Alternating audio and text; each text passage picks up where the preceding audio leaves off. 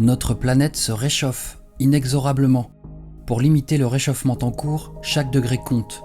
C'est ce que révèle le récent rapport du groupe 1 du GIEC qui s'intéresse aux bases physiques du changement climatique. Un des premiers points clés, c'est bien sûr une confirmation de l'amplitude du réchauffement climatique en cours, de sa vitesse et de son caractère inédit sur des très grandes périodes de temps, par exemple à échelle du million d'années, donc pratiquement la période au cours de laquelle depuis laquelle l'Homo sapiens est apparu. Si nous savons depuis plusieurs dizaines d'années que la planète se réchauffe, les manifestations récentes du changement climatique sont rapides et s'intensifient. C'est sans précédent depuis des milliers d'années. La température mondiale a déjà augmenté de plus de 1 degré par rapport à la période pré-industrielle. Et cela s'accélère encore.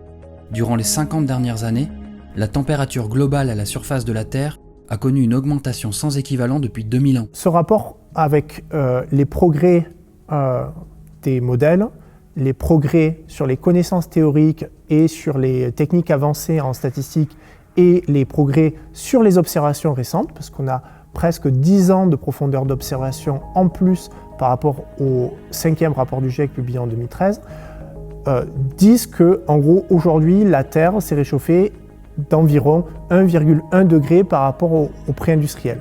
Donc c'est 0,1 degré, un dixième de degré par rapport à octobre 2018, quand a été publié le rapport sur 1,5 degré à l'issue de l'accord de Paris.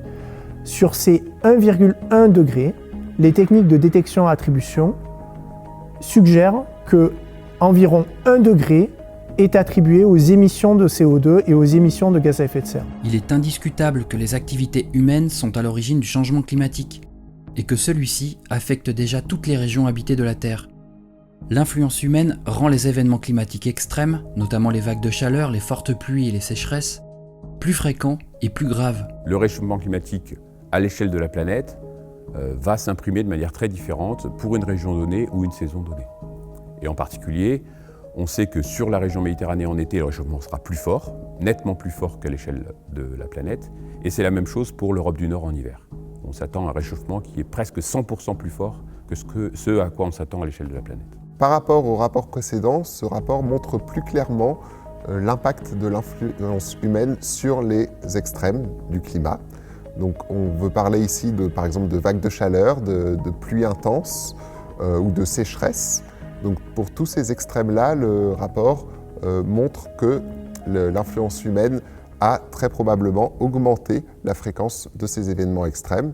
Chaque fraction de degré compte et chaque fraction de degré accroît l'intensité et la fréquence à laquelle on observe des épisodes extrêmes. Un résultat qui est important et qui est également le résultat de ce rapport, c'est que dans certaines régions du monde, par exemple, les canicules, donc les épisodes de vagues de chaleur, voient leur température augmenter à un rythme qui est 2 à 3 fois plus rapide que celui de la température moyenne planétaire. À moins d'une réduction immédiate, rapide et à grande échelle des émissions de gaz à effet de serre, il sera impossible de limiter le réchauffement à 1,5 degré.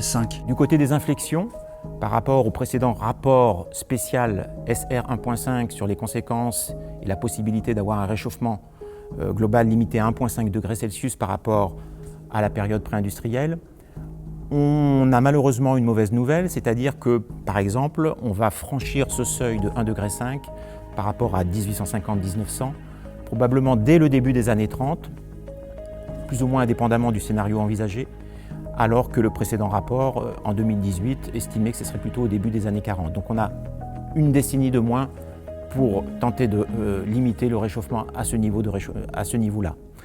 Cohérent donc avec les accords de Paris. Certaines évolutions du climat pourraient être ralenties et d'autres pourraient être arrêtées ou inversées en limitant le réchauffement. C'est essentiel car chaque degré est important et nous pouvons agir. Chaque demi-degré compte et même chaque fraction de degré compte. Et donc finalement, tout degré supplémentaire ou toute fraction de degré supplémentaire engage des risques climatiques supérieurs.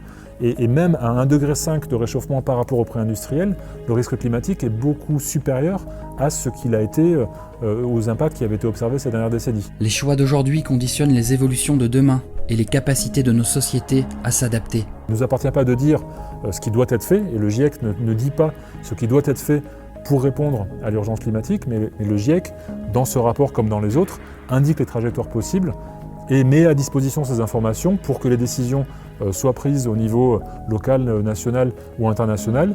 Et si l'objectif de l'ensemble de ces décideurs et de l'ensemble des sociétés est de limiter l'ampleur des risques climatiques, on sait que la seule solution d'y arriver, c'est de réduire massivement les émissions de gaz à effet de serre.